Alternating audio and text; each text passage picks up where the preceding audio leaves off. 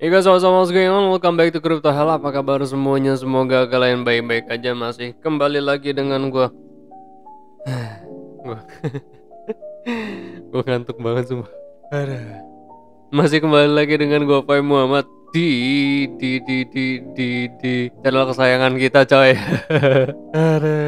Gua pusing. Ya, sebelum kita mulai, jadi seperti yang teman-teman tahu ya, meeting FOMC semalam itu ketok palu bahwa bulan ini belum ada kenaikan suku bunga. Cuma teman-teman investor juga harus tetap hati-hati, tetap harus waspada, karena The Fed itu mengisyaratkan ada kemungkinan besar menaikkan suku bunga US itu per bulan Maret 2022. Dan juga Jerome Powell menegaskan kembali rencana untuk mengakhiri pembelian obligasi atau taper per bulan Maret sebelum meluncurkan pengurangan kepemilikan asetnya secara signifikan. Jadi kalau untuk bulan ini memang ya belum ada kenaikan suku bunga, masih sama 0,25 seperti bulan-bulan lalu. Dan kemarin kita sudah menganalisakan pergerakan harga Bitcoin ya. Kenaikan itu kita harus memperhatikan level resistance yang ada di sini. Highest yang ada di sini kan 38.900 kalau nggak salah. Fibonacci 1618 itu 38.688. Jadi persis lah ya di garis trendline-nya di sini. Yang kita perlu perhatikan adalah level resistance yang ada di sini kemarin. Dan pagi ini gue melihat adanya pantulan di harga 38.900. So ya berarti sesuai berdasarkan analisa, tinggal kita melihat aja potensi harga Bitcoin saat ini itu bagaimana. Sementara kalau kita lihat berdasarkan basic analysisnya, ini adalah sebuah rising wedge. Terus kalau kita ukur berdasarkan penurunan rising wedge, sebenarnya ya sudah selesai ya guys. Nah kalau kita tarik seperti ini kan berarti sebenarnya udah selesai. Cuma kalau kita ukur berdasarkan Elliott waves atau berdasarkan harmonic pattern, maka potensially harga menurun itu ke kisaran Fibonacci 0886, Fibonacci 0786 di harga 34.226, 33.624. Di sini ada level support hourly yang potentially berarti bisa dijadikan teman-teman untuk taking long buy position. Cuman kenaikannya jangan tamak ya guys, karena kita nggak tahu nih prediksi harga dari bawah sini ke angka berapa. Teman-teman tinggal perhatikan aja kira-kira level resisten paling dekat itu di mana. Berhubung di sini di harga 35.800 itu ada level resistance.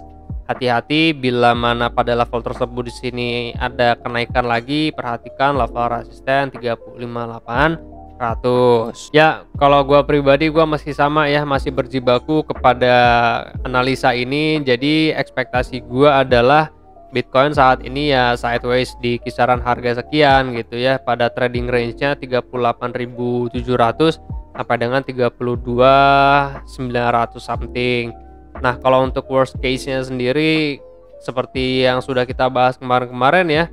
Worst case-nya ada 29.700. Kenapa? Karena di sini ada support yang dimana institusi dan instansi itu sudah bergerak masuk. Di sini Elon beli Bitcoin untuk Tesla, lalu di sini adalah area Michael Saylor itu masuk dan mulai rame nge-tweet Bitcoin. Jadi nanti kita akan lihat aja pola yang akan terjadi di sini bagaimana. Gue harap sih pada level tersebut di sini bisa ya untuk memberikan sinyal bullish, lalu untuk kembali lagi naik ke harga kisaran yang paling dekat berarti kan 44.300 something, karena di sini juga ada level resisten. Tahu kalau kita lihat berdasarkan worst case-nya ya berarti ada potensial harga menurun di sini baru ntar bergerak naik lagi. Jadi pasar saat ini memang masih belum yakin untuk masuk invest di Bitcoin, apalagi kalau kita lihat berdasarkan on-chain kan yang masih pingpongan aja short terus holder, sedangkan banyak dari instansi atau institusi juga yang sudah mulai akumulasi terus. Cuma memang sekarang tuh bukan karena ini aja ya, bukan karena global economic aja, tapi karena memang produk dari investasi sekarang sudah banyak banget dan udah lebih mudah juga untuk berinvestasi. Seperti sekarang udah ada NFT, banyak whales juga yang punya uang mendirikan banyak startup yang berjalan di bidang animasi dan desain grafis, membuat NFT ya. Mungkin karena mengikuti hype juga ya, karena terbilang baru dan juga tingkat volatilitasnya sangat tinggi, jadi mereka lebih prefer untuk masuk ke NFT terlebih dahulu karena ya masih hype gitu. Jadi saran gua sih kalau teman-teman yang graphic designer, animator gitu ya, ilustrator mungkin masih bisa melirik NFT sebagai ladang emas teman-teman ya. Gua pribadi kalau gua bisa ngegambar, gua pasti akan ngegambar dan bikin NFT gitu. Hati-hati ya, tingkat likuiditas saat ini tuh masih cenderung tinggi, banyak yang merugi juga yang scalping. Kemarin pasti yang long juga liquid dan juga yang short juga liquid. Ya di sini memang kalau pada time frame yang lebih kecil kita sangat gambling banget ya untuk trading pada momen-momen seperti ini. Apalagi ya isu-isu World War 3 itu sudah mulai santer banget gitu ya. Triggernya hati-hati aja kalau Ukraine diinvasi sama Rusia, terus Cina invasi Taiwan yang nanti akan ada penyebaran pastinya ya. Apalagi kita Indonesia juga sudah sedikit berseteru nih dengan Cina memperebutkan Laut Natuna. Aduh, terus abis itu kita juga di ultimatum sama US terkait pembelian apa kemarin tuh Sukhoi. Untung keluar dari kontrak coy. Udah pusing gua. Ya tapi sebenarnya yang paling pasti adalah kenasionalisasian kita sih sebenarnya dalam menjaga persaudaraan antar bangsa atau antar adat dan budaya, karena kita juga di dalam ini rasanya kayak sudah diprovokasi banget gitu ya. Ada salah kata dikit diprovokasi, dikasih cabe di situ kena gitu ya. Ada salah bahasa sedikit dikasih cabe kena gitu. Karena udah bahaya banget sekarang nih. Jadi ini kita berbicara di luar investasi ya. Cuma ya kita sebagai investor harus melirik proyeksi ke depannya bagaimana. Kalau gua sarankan sih ya mulai dari sekarang lah teman-teman sudah mulai cicil beli emas gitu ya. Beli dinar, beli dirham. Ya kita prepare for the worst case aja guys.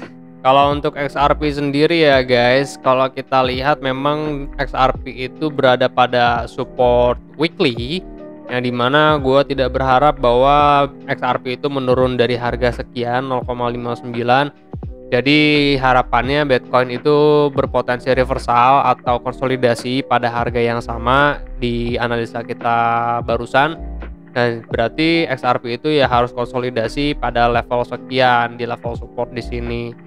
Nah kalau untuk worst case-nya sendiri sih gue melihat pada daily time frame-nya apabila memang Bitcoin ke harga mungkin 28 gitu ya. Tapi kalau ke 28 sih sebenarnya gini. Kalau XRP itu worst case-nya adalah ke Fibonacci 1618 0,34. Kalau kita ukur berdasarkan corrective wave A, B, dan C. Kalau kita ukur kan sebenarnya ini minor trendnya sedang korektif ya, A, B, dan C di sini. Maka kita akan melihat penurunan itu mencapai ke 0,34. Tapi tidak menutup kemungkinan pun ya ke harga sekian guys. Nah ini nggak jadi masalah ke harga sekian karena kan ini running flat correction gitu ya. Kalau kita lihat seperti ini kan berarti zigzag correction.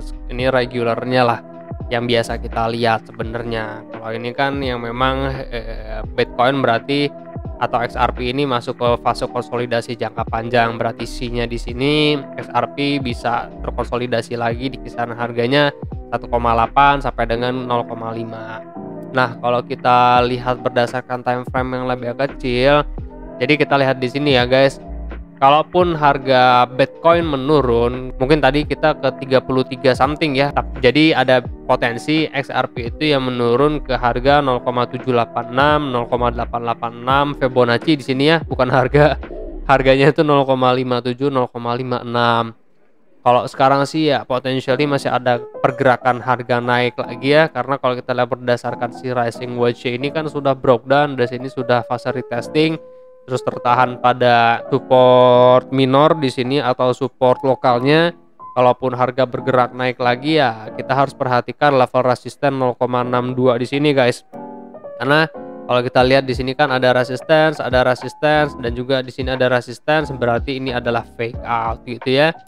Nah, jadi kita harap XRP itu ada kenaikan dulu ke harga sekian. Jadi ya teman-teman yang mau ngambil short mungkin bisa ambil short di situ untuk fase retesting. Nah, penurunan berarti 0,57, 0,56 ya guys.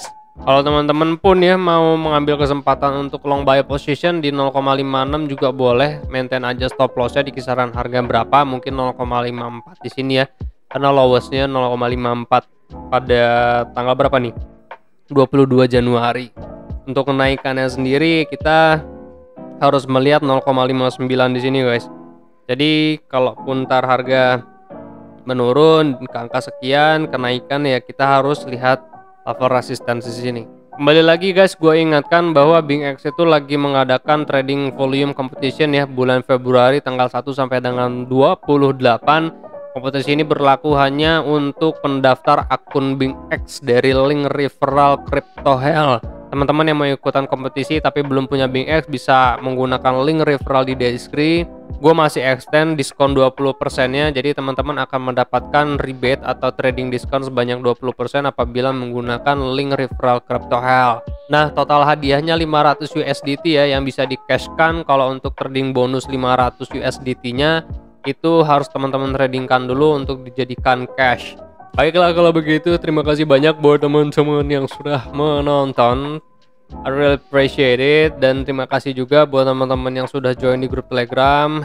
Untuk teman-teman yang belum join di grup Telegram, linknya ada di deskripsi, tinggal diklik aja Desti page-nya. Gue Pak Muhammad, kalian jangan sakit-sakit sehat terus karena saya mau see you guys on next video. Peace out.